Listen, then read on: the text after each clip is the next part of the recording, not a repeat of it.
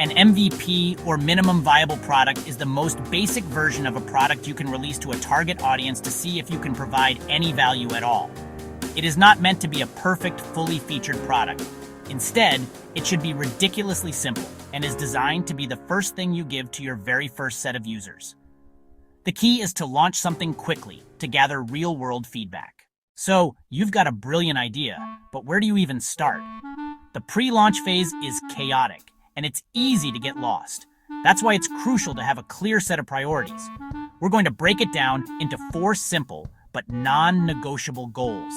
Think of these as your North Star, guiding you through the early days and setting you up for success.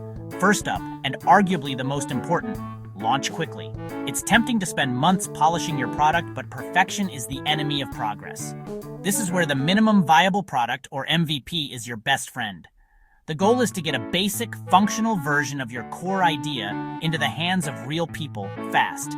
You can't truly learn what your users want until you've launched. This is a core principle for a reason, so fight the urge to add just one more feature. Get it out there. Once you've launched, the next goal is to get initial customers. This isn't about a massive marketing blitz. It's about finding a small, dedicated group of early adopters. People who feel the problem so acutely they'll try your imperfect solution.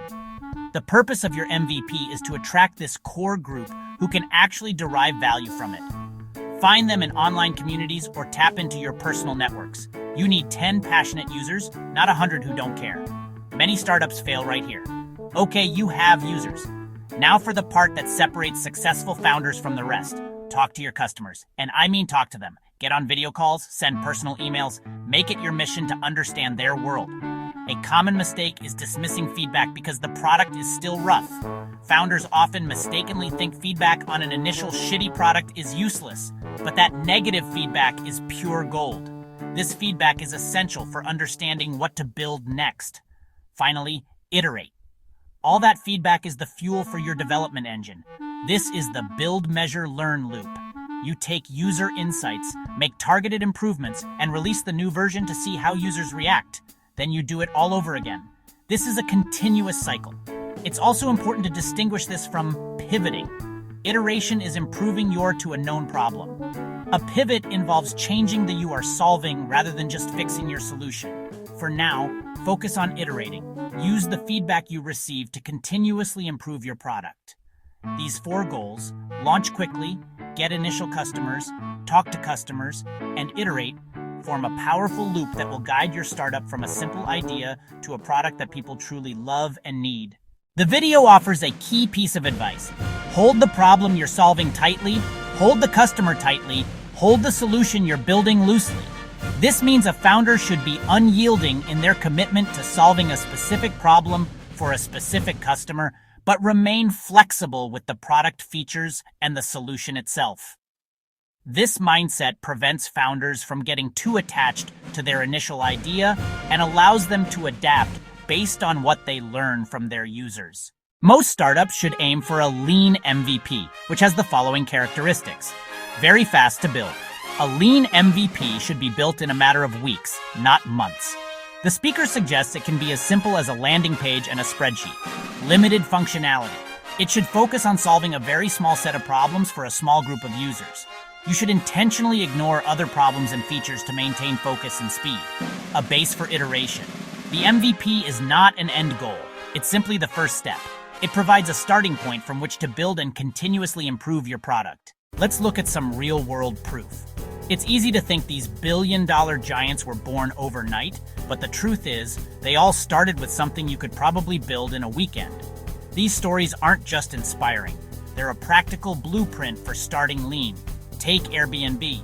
When they launched in 2008, their MVP was just a simple website created by the founders, Brian and Joe, who were just trying to make rent. They saw a design conference was coming to town and all the hotels were booked. Their core idea? Offer up air mattresses on their own apartment floor. The site lacked features we consider standard today, like integrated payments or even a map view. Money was exchanged in person and the entire operation was so lean that their CTO was only working part-time. This concierge approach proved their core assumption. People were willing to stay in a stranger's home. Then there's Twitch. Before it became the gaming behemoth we know, it was a quirky 24/7 life-casting experiment called Justin.tv. It began as an online reality TV show with only a single channel featuring the founder Justin broadcasting his entire life.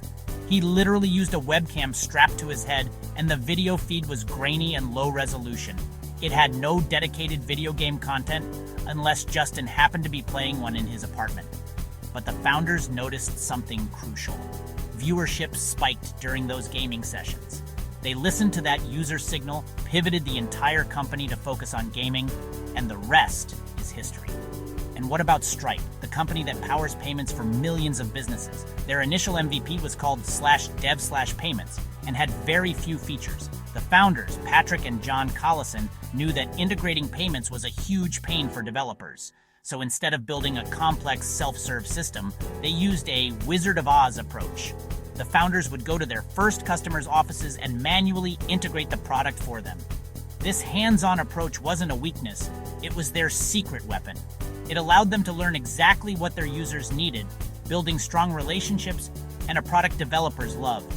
In every case, the goal wasn't a perfect feature-rich product. The goal was to learn as quickly and cheaply as possible, validating their core idea before scaling. The video challenges the idea that a startup's launch must be a big, splashy, and newsworthy event. The speaker argues that most people don't remember the exact launch dates of successful companies like Google or Facebook because the launch itself is less important than what comes after. Launching simply means starting to get customers and gathering feedback. A successful press launch can come much later once the product has proven its value. All right, now for the lightning round. You've got the theory, but how do you actually build an MVP fast? Here are 4 essential battle-tested hacks that will help you ship your product rapidly and efficiently.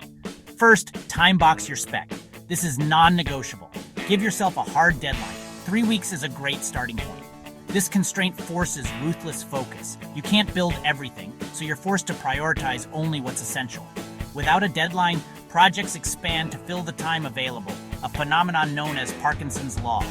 Time boxing is your shield against this. It keeps the scope tight and ensures you actually launch instead of getting stuck in a cycle of endless development. Second, write it down. Create a simple, clear document outlining exactly what you're building. This isn't a 100-page thesis. A Google Doc with bullet points will do. Use simple user stories like, as a user, I want to do X to achieve Y. This document is your anchor. It prevents scope creep, the temptation to add just one more feature. When it's written down, any change becomes a conscious, deliberate decision, forcing you to justify why it's more important than your launch date. Third, be prepared to cut. About a week in, you'll likely realize you've been too ambitious. This is normal. The key is to be decisive. Ask yourself, what is the single most important problem we are solving? Identify the core feature that addresses that problem. Everything else is on the chopping block.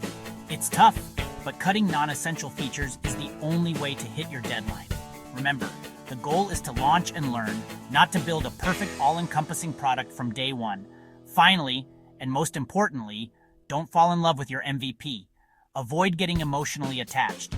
Your MVP is not a masterpiece. It's a science experiment. Its only job is to get you data and validated learning from real users.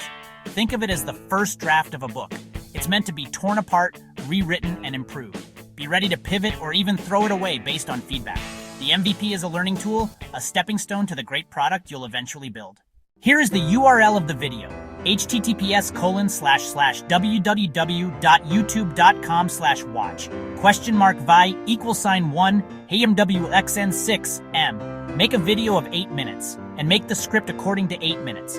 Make sure to keep it American accent, age 19, male voice.